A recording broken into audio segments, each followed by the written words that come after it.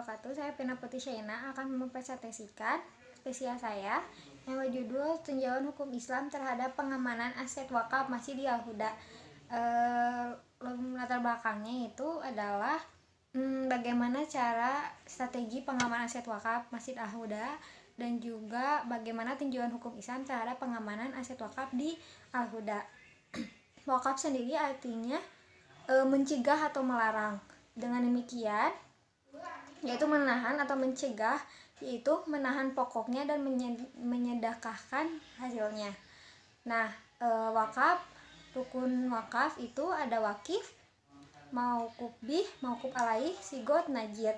Jadi wakif adalah orang yang mewakafkan, mauquf bih harta yang diwakafkan, mauquf alaih penerima wakaf, sigot ikrar wakafnya, najir itu adalah lembaga atau perorangan yang bertanggung jawab untuk mengelola dan mengembangkan serta menyalurkan hasil wakaf sesuai dengan peruntukannya. Strategi pengamanan aset wakaf yang dilakukan yaitu melakukan penjagaan aset wakaf, sertifikasi aset wakaf, memproduktifkan aset wakaf, pengelolaan operasional, kehumasan, keuangan, dan strategi kenajiran. Pengelolaan wakaf menurut Masjid Al-Huda yaitu ada beberapa. Yang pertama, sertifikasi aset wakaf, menanam pohon sengon, membuat toko, transparansi wakaf, aspiratif, regulasi perwakapan.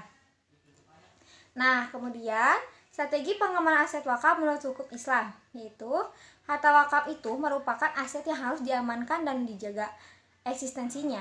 Karena menjaga esensi dari aset wakaf merupakan salah satu rukun wakaf. Di samping menyalurkan manfaatnya, pengamanan dalam pandangan Islam tidak lepas dari manajemen. Manajemennya yaitu manajemen pengamanan dalam hukum Islam, yaitu manajemen adalah kumpulan pengetahuan dan sistematis dan diterima berkaitan dengan kebenaran universal mengenai manajemen itu sendiri. Kemudian manajemen syariah.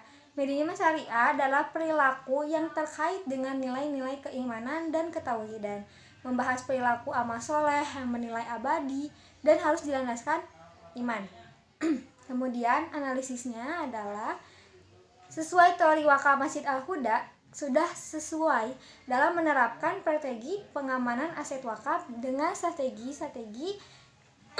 diantaranya sertifikasi aset wakaf, yaitu dengan cara wakif datang ke KUA terdekat, kemudian membawa kelengkapan berupa identitas diri, dokumen yang sah, dan dokumen sah atas tanah yang dimilikinya. Kemudian wakif melakukan pengucapan ikrar wakaf kepada najir dengan saksinya itu yaitu kepala KUA dan para penerima wakaf. Kemudian para kepala KUA membuat akta ikrar wakaf dan surat pengesahan. Kemudian salinan akta wakaf diberikan pada wakif dan juga najir. Najir melakukan pendaftaran atas tanah wakaf ke Badan Pertahanan Nasional atau lebih disingkat BPN. Nah, kemudian permohonan pengajuan kepada kantor BPN dengan melampirkan yaitu 1. Surat permohonan, surat ukur, sertifikat hak milik yang bersangkutan atau bukti kepemilikan yang sah. Keempat, akta ikrar wakaf atau disingkat dengan AIW. Kemudian surat pengesahan najir bahwa tanahnya tidak dalam sengketa, perkara sita atau tidak dijaminkan.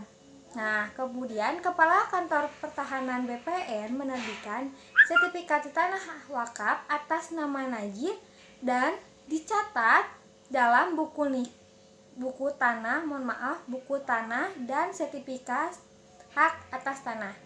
Terus strategi yang dilakukan yaitu memproduktifkan aset wakaf dengan cara membuat toko di lantai 2 Masjid Al-Huda, kemudian menjadikan lahan parkir sebagai keuntungan karena membayar parkir tersebut, seperti itu, dan banyak hal-hal lagi yang dari keuntungan membuat toko dan membuat pohon sengon itu manfaatnya bisa juga buat umat, seperti itu.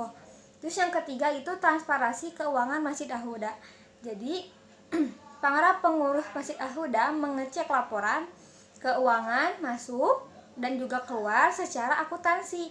Nah, keuangan dan auditi internal maupun eksternal agar terhindar dari tindakan ketidakjujuran, korupsi, dan manipulasi.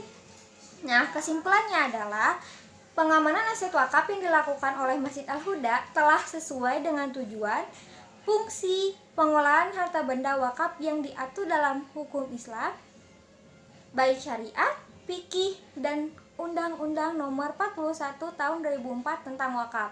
Nah, jadi wakaf adalah perbuatan hukum wakif untuk memisahkan dan atau menyerahkan sebagian harta benda miliknya untuk dimanfaatkan selamanya atau untuk guna waktu tertentu sesuai dengan kepentingannya guna keperluan ibadah dan atau kesejahteraan umum menurut syariah. Wassalamualaikum warahmatullahi wabarakatuh.